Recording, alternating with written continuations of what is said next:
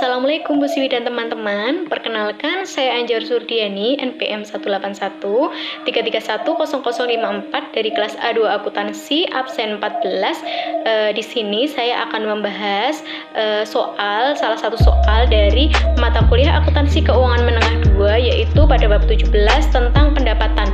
Nah, untuk mempersingkat waktu, di sini saya hanya akan memfokuskan salah satu soalnya aja, yaitu pada soal 17.1, dan teman-teman bisa lihat di buku pada halaman 235.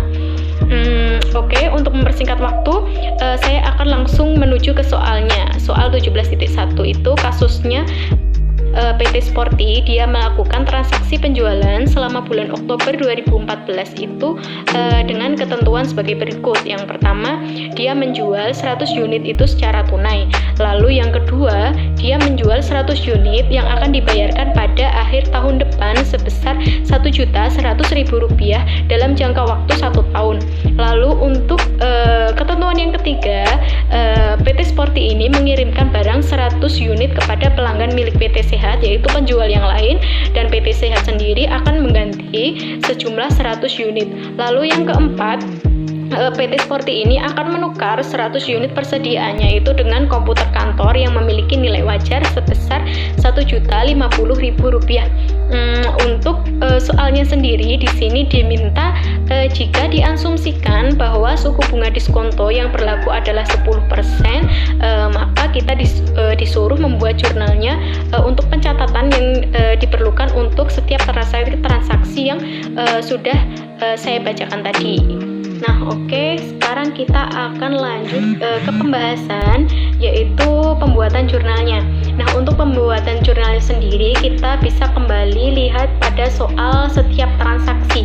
Nah, untuk transaksi yang pertama, untuk jurnal yang pertama, kita lihat transaksi yang pertama, yaitu tadi PT Sporty itu melakukan penjualan itu sebanyak 100 unit secara tunai. Nah, kalau untuk secara tunai, otomatis nanti kita akan melakukan pencatatan jurnalnya itu kas ada di debit, lalu penjualannya ada di kredit. Nah, untuk nominalnya sendiri, kenapa kok itu bisa 1 juta? Nah, 1 juta itu nanti bisa didapat dari 10% dari bunga diskonto dikalikan dengan transaksi yang kedua sebesar Rp1.100.000 itu tadi, dan akan menghasilkan angka 110. Nah, untuk itu angka Rp1.100.000 akan dibagi dengan angka 110 dari 10% bunga tadi, dan akan menghasilkan sebanyak 10.000. Nah, angka 10.000 ini adalah dia merupakan harga per unit dari produk untuk transaksi yang pertama. Jadi transaksi yang pertama itu harga per unit produknya 10.000 dikalikan dengan 100, yaitu penjualannya, nanti akan menghasilkan sebesar 1 juta. Nah, karena tadi dibayar tunai, maka pencatatannya jurnalnya kas di debit sebesar 1 juta, lalu penjualannya nanti juga di kredit sebesar 1 juta.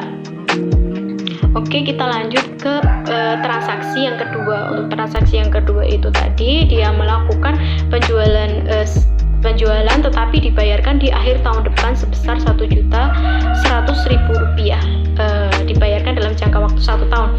Untuk pencatatannya, yaitu di situ tertera bahwa piutang ada di debit, penjualan dan pendapatan yang ditangguhkan itu ada di kredit. Nah, untuk piutangnya sendiri itu adalah Rp1.100.000 itu didapat dari angka yang sudah tertera di transaksi. Lalu untuk penjualannya itu 1 juta.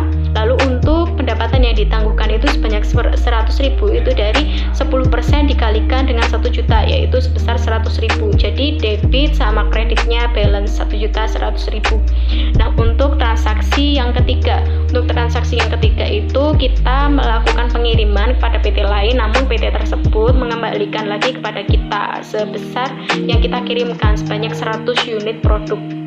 Nah, jurnalnya yang pertama, di sini ada jurnal 2. Yang pertama itu jurnal di saat kita melakukan pengiriman, lalu yang kedua itu jurnal ketika kita mendapatkan kiriman kembali. Nah, untuk kita yang mengirimkan jurnalnya kayak tadi, tadi. Pertama itu piutang ada di debit sebesar 1.100.000, lalu untuk persediaannya itu 1 juta kayak tadi ada di kredit, lalu untuk pendapatan yang ditangguhkan itu 100.000 dari 1 juta dikali 10% sebesar 100.000. Nah itu juga udah balance, piutang di debit, persediaan pendapatan yang ditangguhkan itu di kredit sebesar 1.100.000.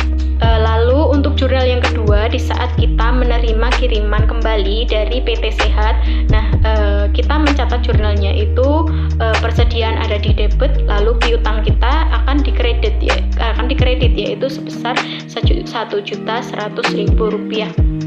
Nah untuk transaksi yang terakhir, kita itu tadi menukarkan 100 unit produk kita itu untuk mendapatkan komputer kantor. Nah untuk komputer kantor itu sendiri harganya itu adalah sebesar 1.050.000, sedangkan